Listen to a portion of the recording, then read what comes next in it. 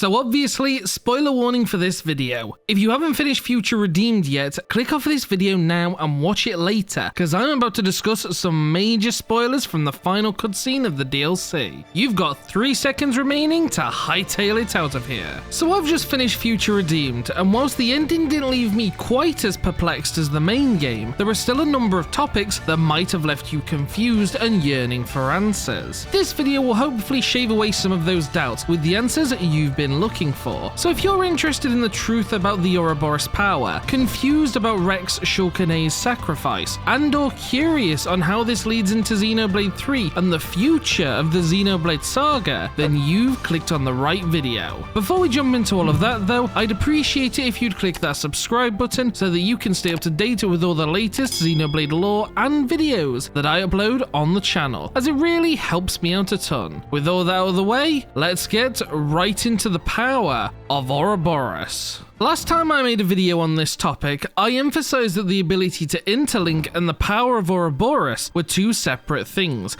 and that Ouroboros was what enabled an interlink to occur. All of this information is still accurate, and I recommend watching this video if you haven't already after finishing this one to get the full rundown on that power from the main game. In Future Redeemed, however, we have what can be considered closer to the raw power of Ouroboros, the natural ability before we enable things like interlinking. The party uses this power throughout the game to defeat their enemies, but after revealing that Matthew's gloves have been concealing Numa's core crystal this entire time, the power evolves, or a better word might be completed.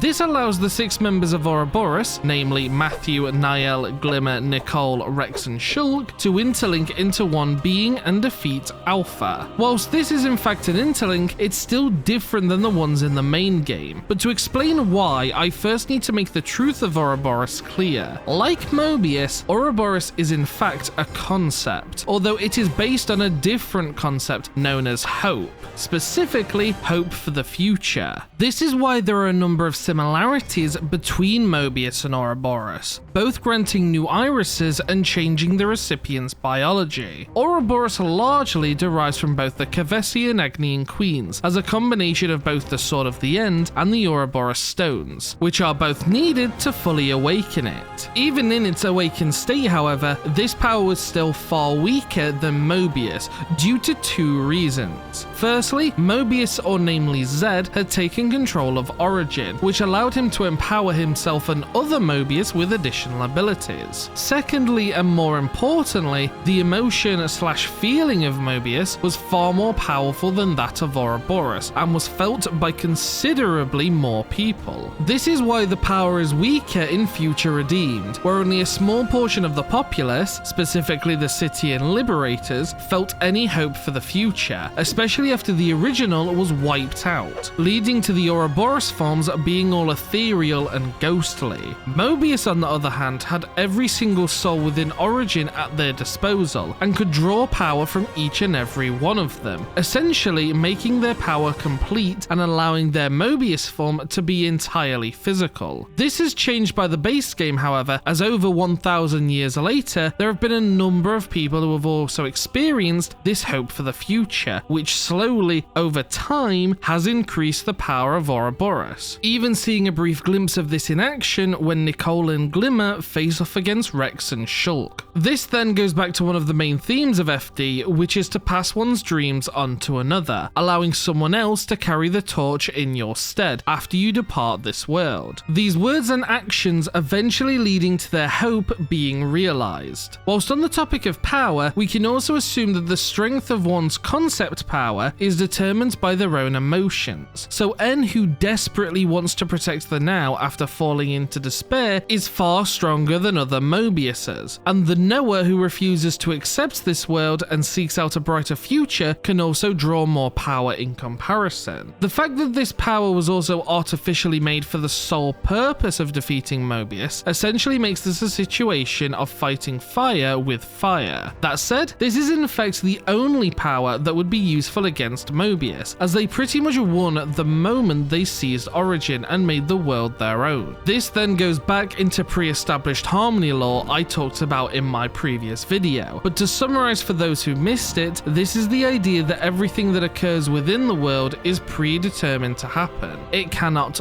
but happen. To put this another way, it's described throughout Xenoblade 3 as the flow, often known as fate.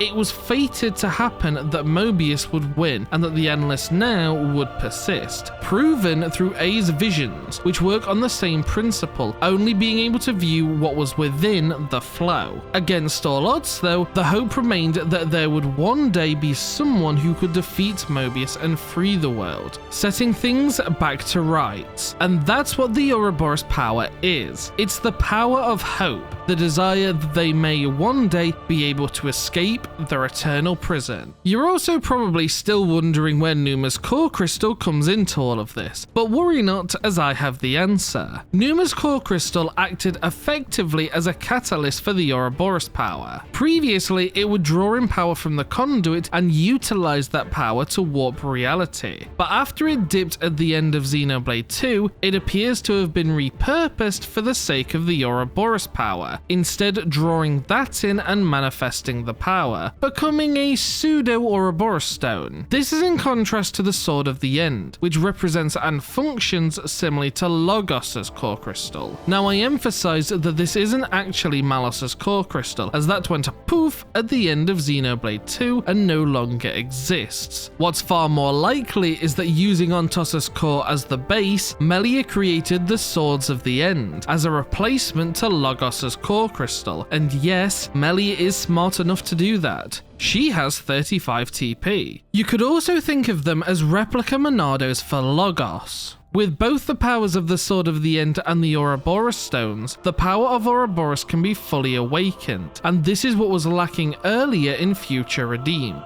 Matthew and the other party members who had Ouroboros only ever possessed the power from the Ouroboros stone, the positive side, but when Matthew collided with the Sword of the End, the negative side, during the final fight, he finally brought the power to completion and allowed those nearby to interlink into one and defeat Alpha. You may have also noticed that this mirrors how Ontos originally used to function, as he in effect took in positive information from Numa and negative information from Logos, creating Ontos, who is the neutral entity. In this sense, the artificial power of Ouroboros can only reach completion when it comes into contact with both the positive and negative energies, which, fortunately for the party in Xenoblade 3, happened to be pretty easy to do, as Noah was already in possession of the blade, making Riku's insistency that Noah take it all that more clear. Next up, we're going to take a closer look into the meaning of Shulk, Rex, and A's decision to become avatars for the world of Xenoblade 3. But before we do, we first need to make it clear what an avatar actually is. And no, it isn't a blue humanoid looking thing. Put simply, an avatar is a physical body or vessel for another's soul to inhabit. You can also think of it in a different way, in which the heart, representing the avatar, relies on the brain, taking the place of the soul. Both rely on one another to truly exist and sustain themselves, as one without the other is effectively useless. This then brings us on to the Ontos core crystal, which is an interesting application of this concept, technically being both sides. The being known as Alvis from Xenoblade 1, the combination of both Alpha and A, is the spirit of the Xenoblade 1 universe, and uses the Ontos core crystal as an avatar to manifest itself into that world. Presumably, this first occurred when Klaus performed his experiment, and Ontos triggered a space-time transition event, transforming him into the world's soul.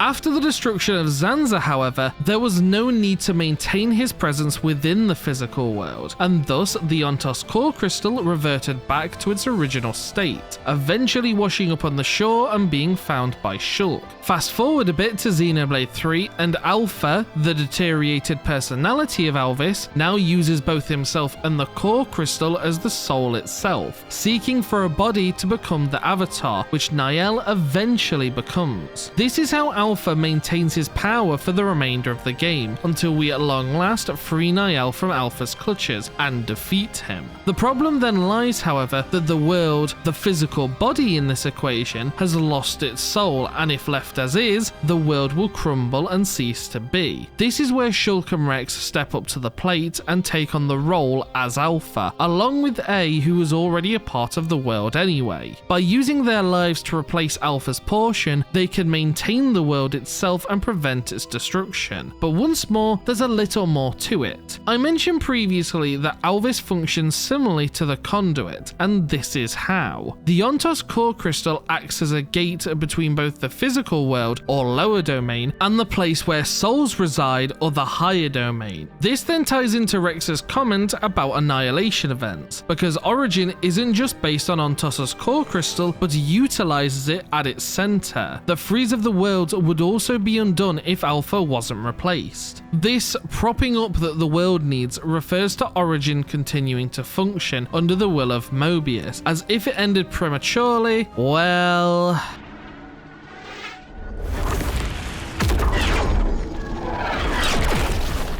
Before Shulk and Rex leave to do this though, they imbue their children, Glimmer and Nicole, with some of their life energy. When people are born from Mobius, they're basically only provided with enough life energy to last them 10 years. The tattoos acting kinda like egg timers to keep track of how long they have left.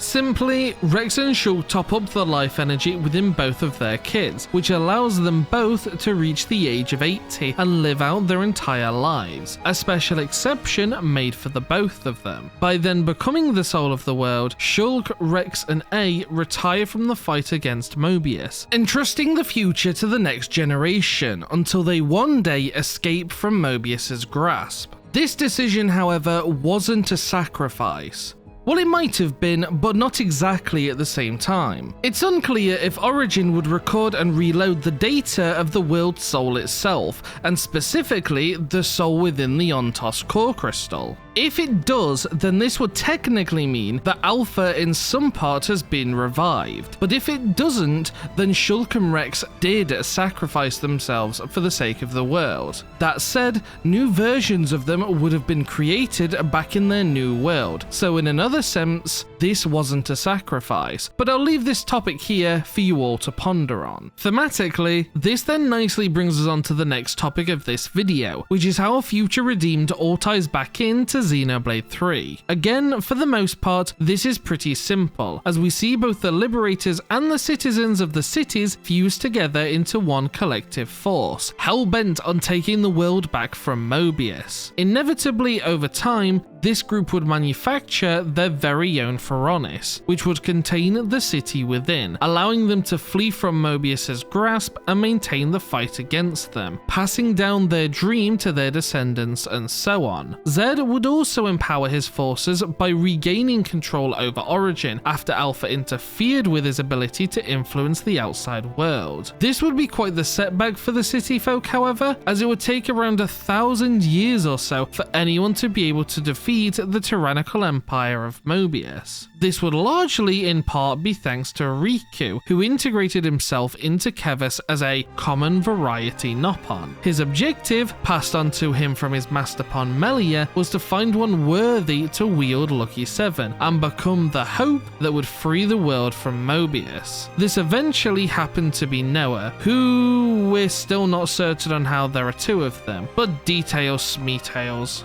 Anyways, the reality remains that Riku chose Noah to be the wielder of Lucky 7, entrusting the fate of the world into his hands and choosing well. The theme of then passing on one's aspirations and dreams to another is then what largely ties the two games together. Future Redeemed sets up the opportunity for Mobius's defeat with the hope that someone may one day be able to defeat them. On the other hand, the main game of Xenoblade 3 focuses more so on the ideology strategy of cutting off one's path towards the future. The two therefore contrast beautifully, as we have one story with the focus on setting up for the future, and on another on wasting those opportunities and overcoming the doubt and self that lives within us all. Lastly, the two games also connect through an interesting application of the eternal recurrence. This is a philosophical concept reimagined by Friedrich Nietzsche, which states that time repeats itself in an infinite loop, and that exactly the same events will continue to occur in exactly the same way, over and over again, for eternity. The main game of Xenoblade 3 utilizes a more practical approach to this concept through the lives of the soldiers, each being reborn in 10-year intervals to fight for their nation over and over again. On the other hand, Future Redeemed takes a more philosophical approach to this ideology and completes the concept from the base game. Xenoblade 3 broke down the ideas of why so many of these conflicts occur through the issue of how the eternal recurrence becomes a cause for strife and conflict in the nature of it, being a form of overdependency represented through Mobius. Future Redeemed, however, demonstrates the contrast to this argument via the idea that completely abandoning this kind of dependency or trying to force a form of ignorance is in fact the same thing, exemplified in a saying of Nietzsche's, which itself recurs many times throughout his works. If one wishes to fight with monsters, see to it that you yourself do not become one. And when you look into the abyss, know that the abyss looks back.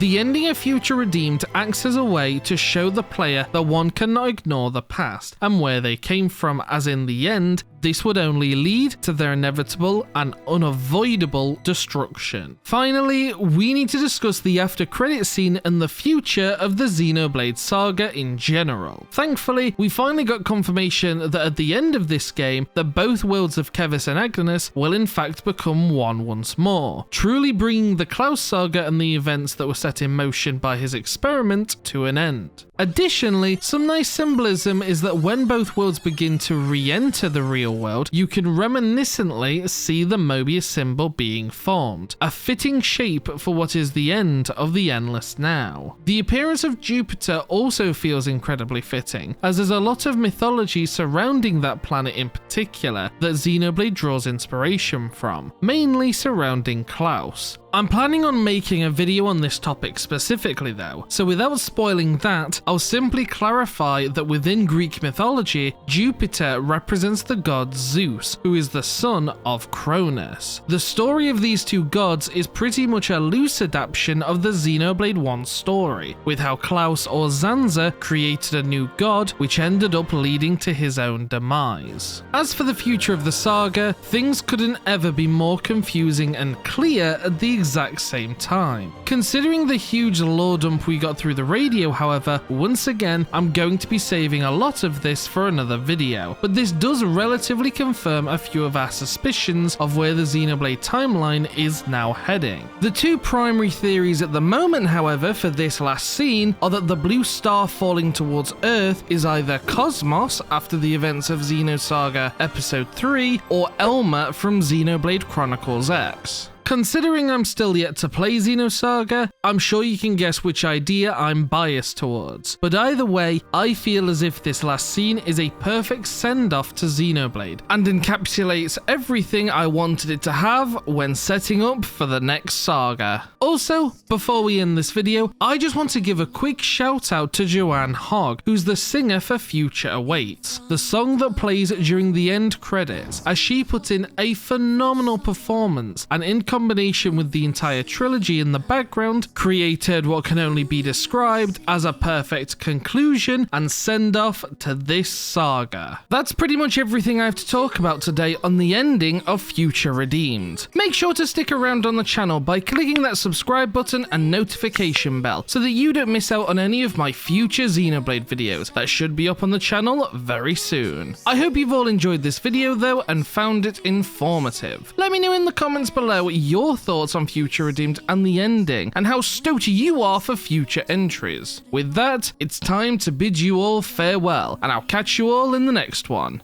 Peace out, guys.